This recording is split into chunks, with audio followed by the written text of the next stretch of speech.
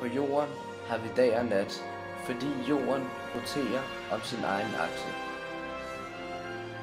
Om natten kan man iagttage, at stjernerne på tilsvarende måde vandrer hen over himlen. På den ene side af jorden, der vender ind mod solen, er det dag, mens det på den anden side, der vender væk fra solen, er nat. Jorden roterer om sin egen akse på knap 24 timer. Som vi ved, roterer jorden om sin akse med en rotationstid på knap 24 timer.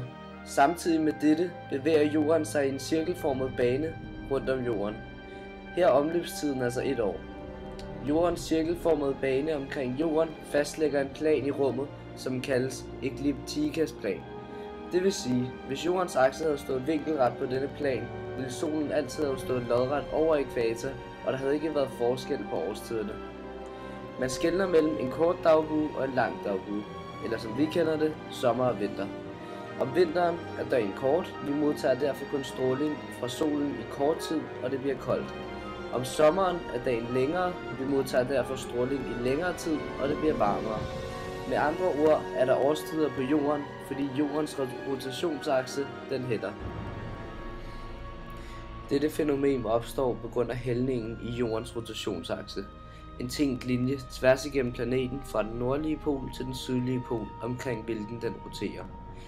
Eftersom jorden kredser om solen, bevirker hældningen, at nordpolen peger mod solen om sommeren, og altså bliver eksponeret for konstant sollys, selvom jorden drejer, og væk fra solen om vinteren. Derfor er der kontinuerligt sollys om sommeren. Solen er en stjerne, som består af gas. Den sender lys og varme ud i rummet. På jorden er vi afhængige af atomstråler, da alt vores liv på en eller anden måde afhænger af solens stråler. Månen er et større himmellegeme, der kredser om en planet. Måner er sorte legemer, der ikke udsender lys. Måner og planeter kan derfor kun ses, når de er belyst af stjernen. Jordens måne bevæger sig i en ellipseformet bane rundt om jorden. Månens omløbstid er på 12 måneder. Solformørkelse.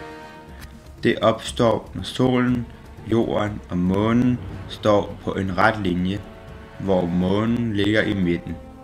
Det sker, fordi månen skygger for solens lys, og der på jorden, hvor skyggen rammer, sker der solformørkelse. Måneformørkelse. Det sker, når månen bevæger sig ind i jordens skygge. Man ser dem sjældent, da det kun opstår, når der er fuldmåne, og når månens bane hælder i forhold til jordens. Det gør, at månen tit passerer over eller under jordens skygge. Nymåne. Månen ligger mellem jorden og solen. Dens mørke side står derfor vinkelret ned på jorden. Tiltagende. Månen bevæger sig næsten om bag jorden. Derved bliver den mere synlig. Fuldmåne. Jorden ligger mellem månen og solen. Månens lyse side står vinkelret på jorden. Aftagende. Månen gradvist bevæger sig om foran jorden. Det gør, at den bliver mindre synlig. I vores solsystem er der følgende planeter. Merkur, som er en klippeplanet, Venus, som også er en klippeplanet, Jorden, som er en klippeplanet, Mars, som er en klippeplanet, Jupiter, som er en gasplanet, Saturn, som er en gasplanet, Uranus, som er en gasplanet, og Neptun, som er en gasplanet.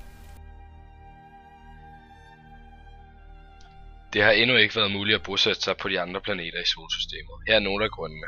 På Merkur kan temperaturen på solsiden nogle gange nå op på over 300 grader, hvorimod på natsiden kan den komme helt ned under 200 grader. På Venus' overflade er temperaturen næsten 500 grader på grund af drivhuseffekten i den meget tætte atmosfære CO2. Mars er muligvis den eneste plausible mulighed, vi har for menneskelig besættelse, med temperaturer på minus 40 til 20 grader. Dog er lufttrykket på 1-100 atm, så vi vil få brug for en meget god iltmasse eller lignende, skulle vi besøge Mars en dag. Jupiter består mest af luftartene hydrogen og helium, men der findes også metan og ammoniak, hvilket vil besværliggøre meget vores bosættelse. I Jupiters atmosfære er der voldsomme storme med vindstyrker langt over det, vi kender på jorden. Saturn er en gasplanet uden fast overflade med temperaturer på omkring minus 180 grader, så det vil også være meget svært. Med undtagelse af solen finder man det meste af solsystemets masse i de 8 planeter. De 4 indre planeter er Merkur, Venus, Jorden og Mars. De 4 ydre er Jupiter, Saturn, Uranus og Neptun. De er meget tungere og større end klippeplaneterne.